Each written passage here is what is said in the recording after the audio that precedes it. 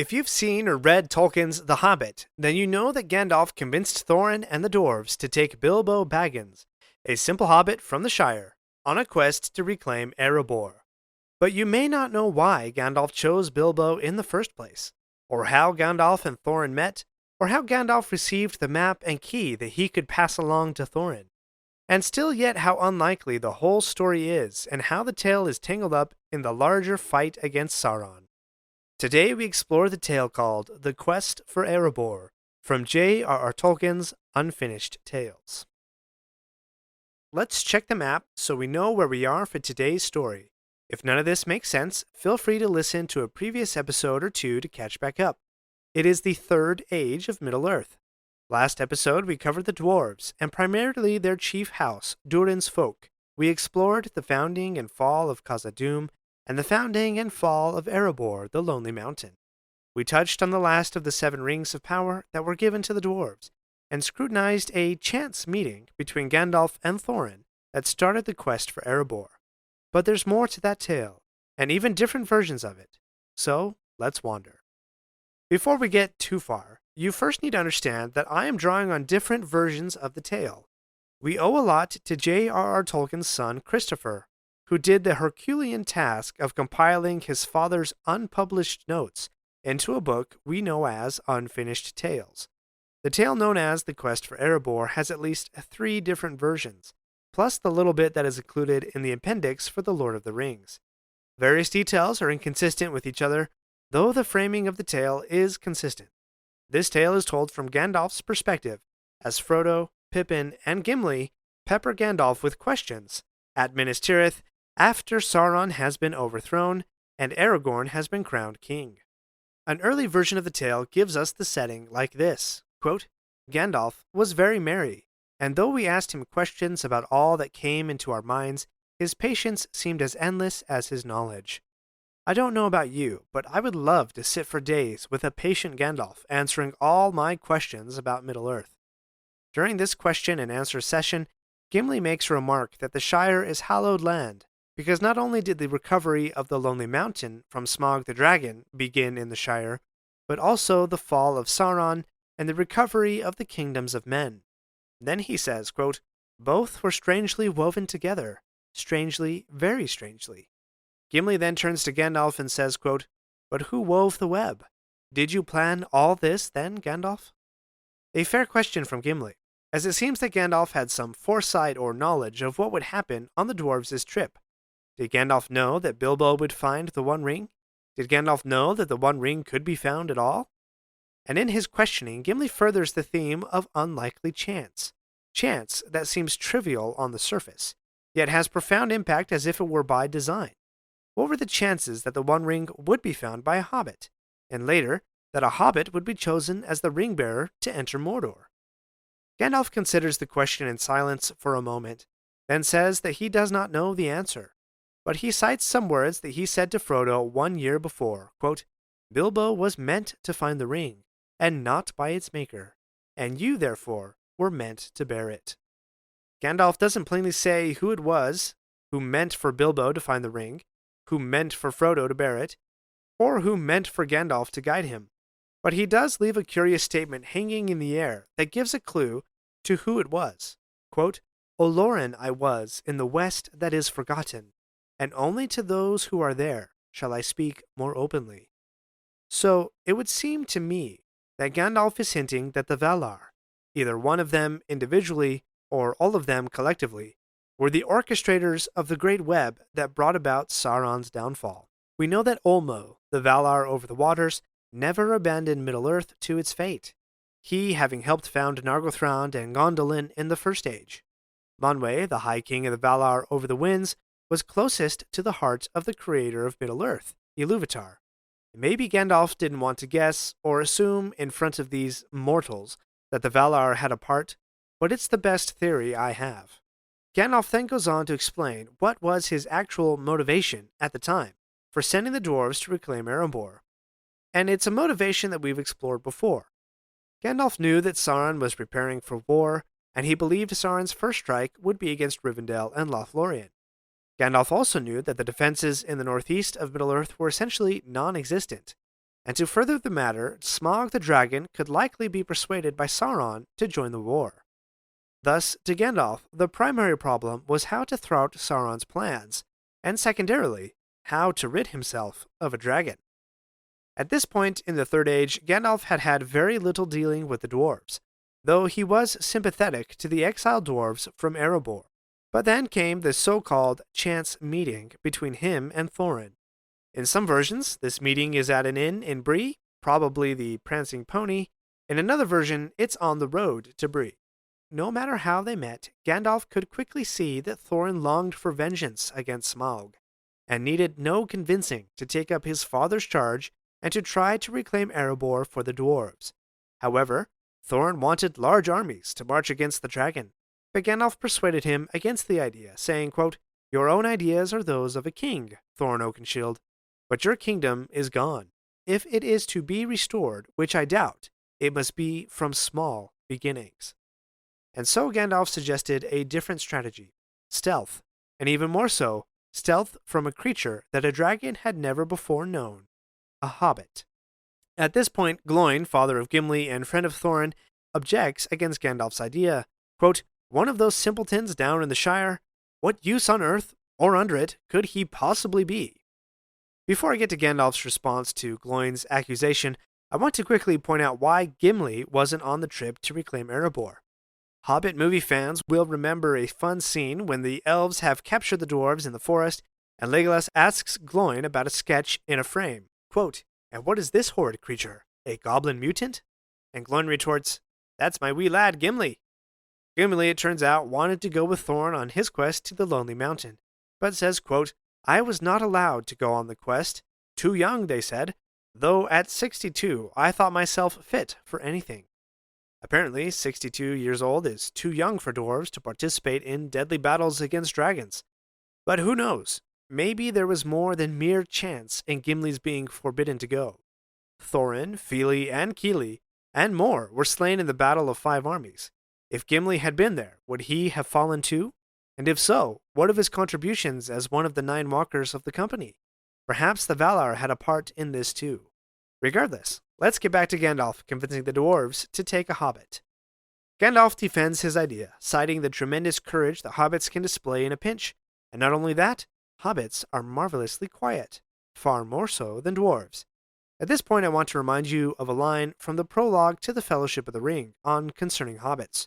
Quote, "They possessed from the first the art of disappearing, swiftly and silently, when large folk whom they do not wish to meet come blundering by. And this art they have developed until to men it may seem magical. But hobbits have never, in fact, studied magic of any kind, and their elusiveness is due solely to a professional skill that hereditary and practice, and a close friendship with the earth, have rendered immutable by bigger and clumsier races." This stealthiness is also on full display in Amazon's Rings of Power series. The Harfoots, precursors to the hobbits, are shown as being close to the earth, even startling some humans in the first episode.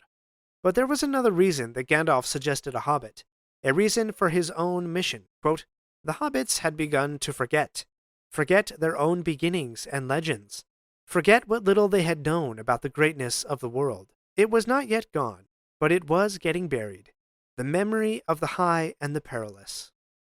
Gandalf also recognized that he couldn't force all the hobbits to remember their place in the world, not all at once. So he had to begin with one small place to start. But which one? And this is how he landed on Bilbo Baggins. Gandalf had been away from the Shire for around 20 years before his chance meeting with Thorin. But as the plan began to be formed, Gandalf knew he needed a hobbit. He started to put a checklist together of the ideal hobbit for such an adventure. He needed, quote, "a dash of a took," but not entirely a took, as we know that Pippin is often referred to as full of a took. So to balance out the tookishness, Gandalf wanted a more steady character, someone from the Baggins family. That led Gandalf to think of Bilbo. His father was a Baggins, and his mother was a Took. And even more helpful, Bilbo had been an admirer of Gandalf's from a young age, and loved maps. And to further the choice, Bilbo had not yet gotten married, which for his age as a hobbit was unusual. But Gandalf had a guess as to why Bilbo hadn't yet settled down in marriage. Quote, I guessed that he wanted to remain unattached for some reason deep down which he did not understand himself, or would not acknowledge, for it alarmed him. He wanted, all the same, to be free, to go when the chance came. And the chance for Bilbo to go on an adventure came. But before and after his chance came, Gandalf still needed to persuade the dwarves to take him. It was Balin, actually, who first guessed at Gandalf's intentions. Balin becomes convinced when he thinks that Bilbo is a trained treasure seeker. Quote, Can they still be found? He asked Gandalf, who replied that he thinks they can, for a fee. Then, with some level of foresight given to Gandalf, he says to Thorin, quote, If you persuade this hobbit to join you, you will succeed. If you do not, you will fail. In the end, Gandalf persuaded the dwarves to take Bilbo, and the dwarves persuaded Bilbo to come with them to the Lonely Mountain. So Gandalf's strategy takes shape. He needed to prevent Sauron's first strike and remove a dragon. He had an exiled dwarvish king who would take up the challenge, and a stealthy hobbit burglar who would join them. But how could they achieve their quest? The key, yes, pun intended, came in the form of a map and key which, by chance, came into Gandalf's possession. We'll get to that right after this break. We're not done yet. If you like this episode, please leave a review and share with your friends. And remember to subscribe if you haven't already. We'll be right back. Do you ever find yourself thinking about who would win in a fight between Goku and Superman? Hi, I'm James Gavsey, and on the Who Would Win show, me and my co-host Ray ignore anything important happening in the outside world and debate fictional battles between characters from comics, movies, and video games. We got a new show every week, and almost always am I the winner. Yeah, not true, Ray. In the past, we've discussed such matches as Captain America versus Darth Vader, Solid Snake versus the Iron Giant, classic matchups like RoboCop versus Terminator, and even the Muppets versus Sesame Street. That one was crazy. So if you're a fan of geek culture and love a spirited debate, check out the Who Would Win show wherever you get your podcasts, or check us out at whowouldwinshow.com. Hobbit movie fans will remember the scene during Bilbo's unexpected party where Gandalf reveals a map and key to Thorin. Thorin asks how Gandalf came by them, and he merely says, quote, It was given to me by your father Thrain for safekeeping. An understatement, if I may say so. Let's shed a little more light on this tale. Gandalf reveals the tale to Frodo, Gimli, and Pippin, calling his possession of the map and key a, quote, strange chance that had put them in my hands. Nearly 100 years before Gandalf convinced Thorin to the quest, Gandalf had entered into Dol Guldur by disguise. Dol Guldur is an evil fortress in the southern half of the Forest of Mirkwood. At the time, an evil necromancer controlled Dol Guldur, who would later turn out to be Sauron. This was unbeknownst to Gandalf at the time.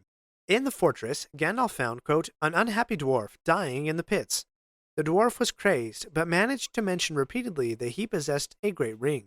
Quote, the last of the 7, he said, over and over again. After a time, the dwarf produced a map and key that appeared to be associated with Durin's folk. He handed the map and key to Gandalf, and just before he died, told Gandalf that they were, quote, for my son. But he did not tell Gandalf who he was or his son's name. Gandalf concluded his business in spying out Dol Guldur, and he, quote, stowed the things away, and by some warning of his heart, he kept them always with him, safe, but soon almost forgotten. This dwarf, Gandalf later surmised, was Thorin's father, Thrain, who 9 years before had left his people to attempt to reclaim Erebor with a small band of dwarves. As they neared Dol Guldur, however, Thrain had been captured, and Gandalf found him when he had been in the dungeons for at least 5 years. Gandalf had a guess as to why Thrain was able to possess the map and key when everything else had been taken from him, including his sanity. His guess was that Sauron, in torturing Thrain, desired only to reclaim the ring of power that Thrain possessed, and once he had obtained it, Sauron had flung Thrain into the pits without a second thought. Of this mistake on Sauron's part, Gandalf has this to say, quote, a small oversight, but it proved fatal. Small oversights often do. Let's examine this claim for a moment. Sauron's small oversight, to not check Thrain for more than a ring of power, proved fatal to him. Pretend for a moment that Sauron had found the map and the key on Thrain. What would Thrain have given Gandalf? Without the map and key, how could Gandalf have convinced Thorin to go on the quest? And even if he had, how would Thorin and the dwarves attempt to enter Erebor? Through the dragon's front door? That would have been disastrous. But even more important, if Thorin never attempted the quest, Bilbo never would have left the Shire. If Bilbo never left the Shire, he never would have found the One Ring deep under the mountains. If the One Ring hadn't been found, or if it had stayed in Gollum's possession, or had it been found by an evil creature like an orc or even a Balrog, then the free peoples of Middle-earth never would have had a chance to destroy it. If the ring hadn't been found by Bilbo, then it's likely that it would not have been destroyed, and then Sauron would not have been overthrown, and Middle-earth would have fallen into darkness. So yes, Sauron's small oversight led to his downfall. I think a line from Elrond is worth repeating here, quote, "Yet such is oft the course of deeds that move the wheels of the world. Small hands do them because they must, while the eyes of the great are elsewhere." Small oversights and small chances can have vast consequences. Thanks for wandering with me today. Please join me next time where we will explore some timeline trivia and what Amazon's Rings of Power got wrong about time in Middle-earth.